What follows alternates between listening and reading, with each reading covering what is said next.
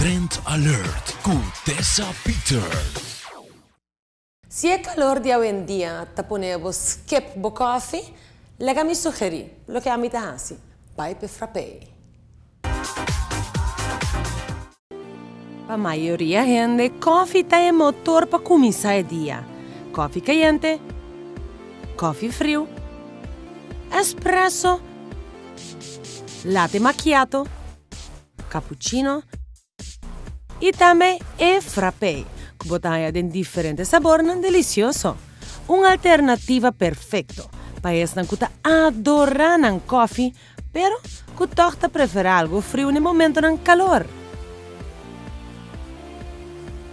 Para calma e a ficção para coffee, Smith & Dollas orgulhosamente apresenta na adição novo de terreno de frappé para Tour Coffee House na Aruba por extender o menu de coffee.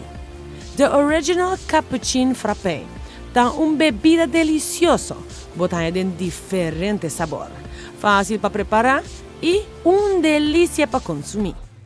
Cada com seu nome especial te indica o caráter de frappé. Crunch Time, frappé extremo de toffee coffee. Ridiculous Good, frappé de crema de coco. Enjoy the Rich Life, frappé de chocolate chip puro. E A Wish Granted, que é famoso Java Chip Frappé. Heerlijk. A preparação está fácil. Vamos ter blender, agregar 5 ons de leite ou água e mix de sabor desejar, scoop de ijs e blend.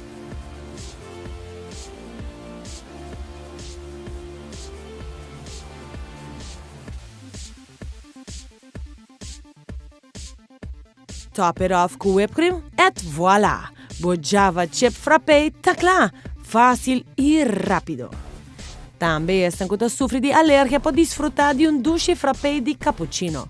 E Tart Culture de frappé de yogurt fat-free, gluten-free e te contém probiotics, que está super bom para o sistema digestivo. E para manter de té, tem Sweet Comfort, Indian Chai Latte, que está latte de té preto. Yummy! Com seu sabor galorna e paquete inovativo, cappuccino é fácil para ajudar a criar bebida popular e sem custo alto.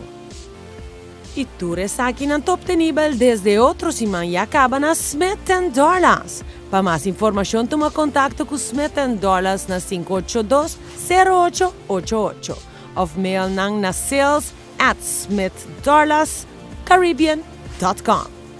Também pode visitar Smith & Dollas Caribbean NV, riba Facebook.